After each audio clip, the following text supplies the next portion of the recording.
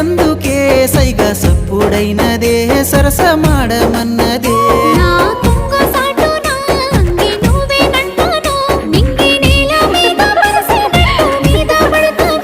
అబ్బా ఇండి పూత పూసినట్టు పిల్లో ఎలిగిపోతున్నావే సుక్క లెక్క మా ఊళ్ళో నిదురా వడుతలేదే నిన్ను చూసి ఊహల్లో